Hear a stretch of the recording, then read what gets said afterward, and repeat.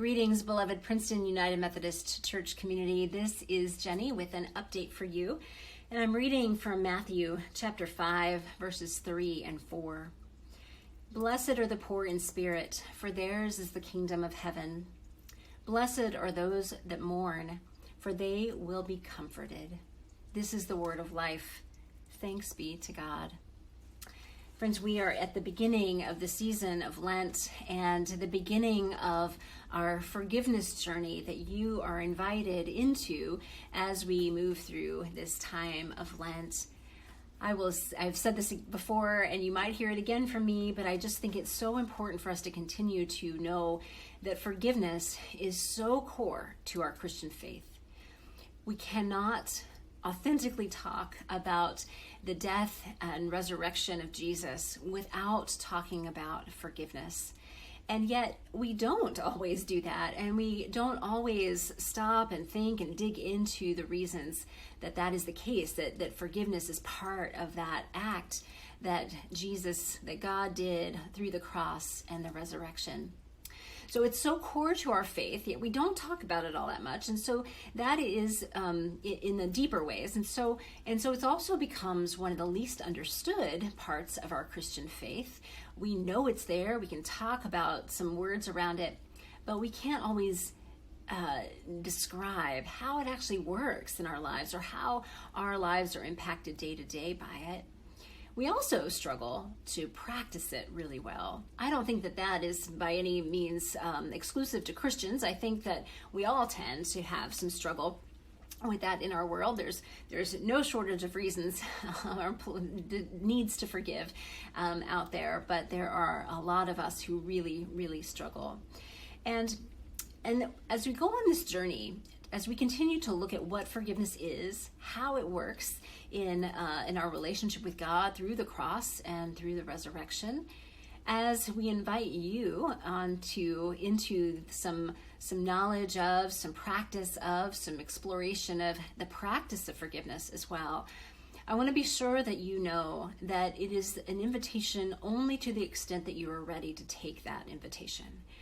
So hopefully by this time you've received this booklet, this resource around for Lent that has daily devotionals and practices for you.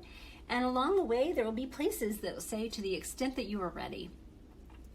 I think one of the ways that the church probably is in need of forgiveness, it has certainly caused harm when it has done this, is that the church is often putting pressure on people to forgive quickly, to forgive in ways that don't really touch the deeper pain and hurt that has happened in that need to forgive. It also doesn't always address this kind of forgiveness that sometimes the church asks for. It also doesn't always address the bad behavior that continues on and on. And so I think it's really important to know that there's no pressure here, and that we really, in order to forgive well, need to allow ourselves to take steps that we are ready for when we're ready for them. So please hear that. I love that the scripture this week. So we are going to be looking at the Beatitudes throughout Lent. We're going to take them piece by piece, little by little. You're going to hear the Beatitudes a lot throughout the course of Lent. And they offer, through the lens of Flores, Lawson, Wellner, and Scripture themselves, that some information and some guidance about how we can learn more and more about forgiveness, how we can learn more how to forgive as well. I love one of Flores, Lawson, Wellner's images that forgiveness is something that already exists in God's power. That it is it's a thing that we enter into, not something that we summon up ourselves. That's first scripture passage that I read. The first line of it is, "Blessed are the poor in spirit." That's a tough phrase because it's just a hard one, I think, to understand. The way I understand it is that it is about recognizing how much we need God, how much we depend on God's providence and God's grace, how vulnerable we are, how susceptible both we are to hurt, but also how we are not independent, can only rely on ourselves kind of people. We need each other and we need God. And this is actually really essential to forgiveness, is knowing that we have been injured, we have been hurt, and that it is not all up to us to fix something, to summon up the energy or the courage or the whatever it is that we think we need to be able to forgive. But that God is already doing enormous amounts of this for us. And that I love the image that Wellner gives, that this is like a river that we can enter into, or that flows toward us and in us and through us. And so I invite you through the course of these next few days to allow yourself to picture, to feel, to sense that realm of forgiveness that already exists. What does it look like? What does it feel like? Is it a river in your imagination, or is it something else? Does it have color or texture? Where is it? I don't mean just physically, but kind of where are you, and where is the pain and the need, whatever it is, that situation that you are feeling a nudge toward around this forgiveness journey? Where is that thing or that set of circumstances or that set of feelings in relation to this realm where forgiveness already exists? Don't feel pressure here. The expectation is not that you're ready to have all those things in the same place. It's more just a letting yourself observe and see how this feels to you, what this looks like to you. Where are you in the real sense of these things right this minute?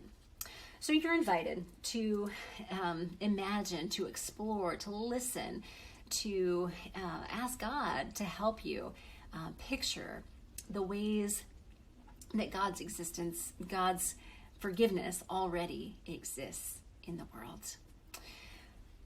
A reminder for you that on Tuesdays during Lent, starting today, the day you're getting this in your email box, that we have Tuesday services.